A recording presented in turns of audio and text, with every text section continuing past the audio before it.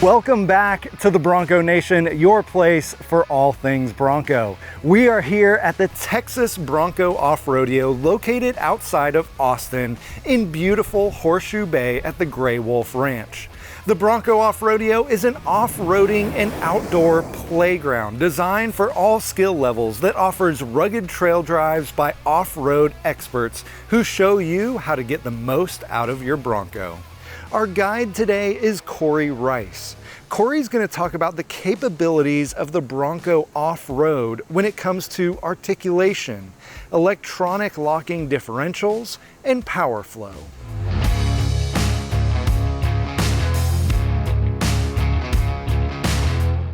So when you take your Bronco off-road, the last thing you want to do is cause some damage.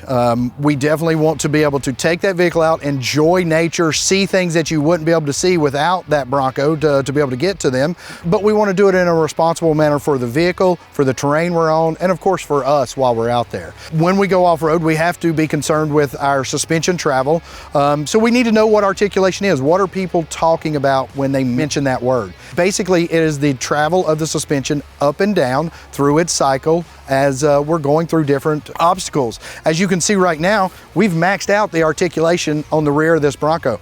Tires off the ground and not touching. So if we were to accelerate right now, that tire's going to do what? It's just going to start spinning. We're not moving forward. Through a bit of technology, the Bronco offers us both on-road stability and off-road capability by using our stay bar disconnect. So stabilizer bar connects the frame or the chassis of the vehicle to the front lower control arms.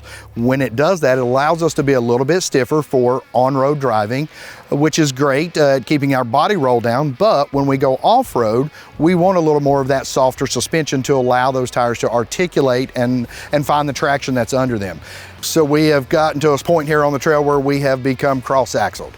With that cross-axled, that means we're losing some of our articulation, or we've maxed out our articulation of our suspension. With that, when we give it a little bit of throttle, what happens?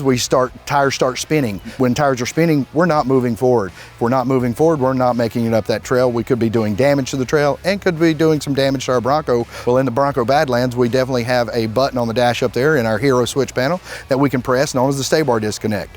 When we press that button, it allows our suspension to loosen up or become softer in the front so that those tires can get closer to that ground and be able to find that traction that we're looking for on that trail. Once we have found that traction, then what can we do? We can drive out of this obstacle. Nice and simple and easy.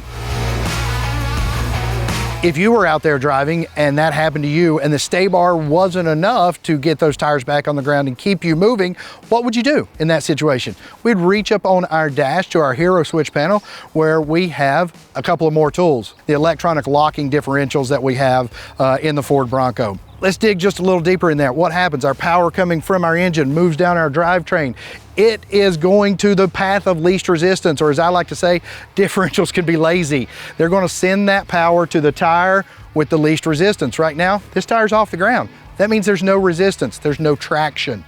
Where's the traction? The tire on the other side that is touching the ground. So when we press the electronic locking differential button for the rear, it's going to send our power where? To both of these tires. So the one that is on the ground is going to receive power and be able to drive you up out of that obstacle so that we are no longer momentumly challenged. We don't want to continue driving around on the trails with our locking differentials engaged. So what we're going to do is make sure they are turned off after we have used them.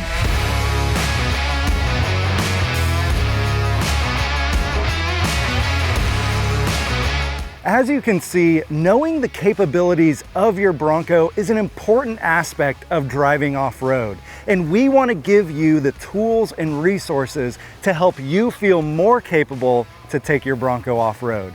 Thank you for watching, and make sure to check out some of our other videos on how to take your Bronco off-road. And if you haven't yet, head over to thebronconation.com.